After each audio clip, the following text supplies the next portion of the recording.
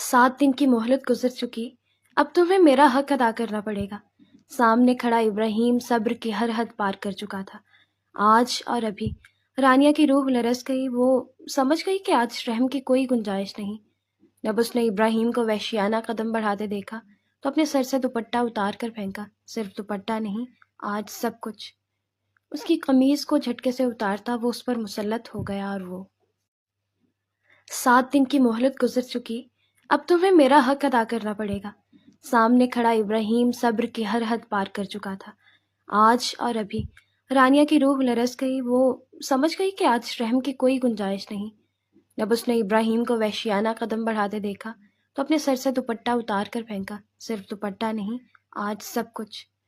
उसकी कमीज को झटके से उतारता वो उस पर मुसल्लत हो गया और वो एकदम से चीख रही थी, जबकि इब्राहिम उस वक्त अपने हवासों में बिल्कुल भी नहीं था। 2 लम्हे ही हुए थे जब अचानक कमरे का दरवाज़ा ज़ोर ज़ोर से बजने लगा। इब्राहिम एकदम चौंक कर पीछे हटा और फिर दरवाजे की जानिब देखने लगा, जो कि मुसलसल बज रहा था।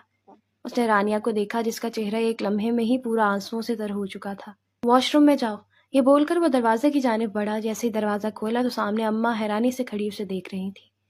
एकदम इब्राहिम को पीछे की जानिब धक्का देते हुए कमरे के अंदर बढ़ी। ये सब कुछ इतना अचानक और जल्दी हुआ था कि रानिया को वॉशरूम में जाने का भी मौका नहीं मिला। वो सीधा अंदर आई और रानिया को गले से लगाकर बोली, क्या बात है बेटी, क्या इब्राहिम ने तुम्हें मारा है? क्योंकि रानिया की कमीज कंधे से फटी हुई थी।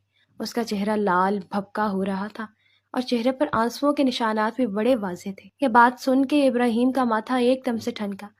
रानिया ने चौंक कर इब्राहिम को देखा तो वो नफी में सर हिलाकर रह गया।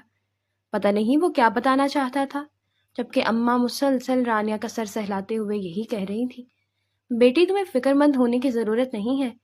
इब्राहिम, तुम ये दिन दिखाने के लिए लाए थे इस लड़की को यहाँ पर। इसके माँ बाप ने न जाने कितने हौसले से अपनी बेटी तुम्हें दी है और तुम इस पर मारपीट कर रहे हो, वहशियों की तरह लड़ रहे हो। क्या हाल कर रखा है, क्या गलती की है? आखिर मुझे बताओ, मैं देखती हूँ। अगर इतनी बड़ी गलती है तो मैं भी तुम्हारे साथ मिलकर पीट लूंगी। अगर इतनी बड़ी गलती नहीं है तो देखना, तुम्हें कान पकड़वा के पूरे गांव के चक्कर लगाऊंगी। अम्मा बुरी तरह उसे डांट रही थी, जबकि इब्राहिम को समझ नहीं आ रहा था वो उन्हें क्या जवाब दे, क्योंकि ना तो उसने रानिया को मारा था, ना ही रानिया पर हाथ उठाया था। वो तो सिर्फ अपना हक लेने के लिए उसके करीब आया था। मगर रानिया की बिगड़ती हालत देखकर उसे अपना आप चोर की तरह महसूस होने लगा।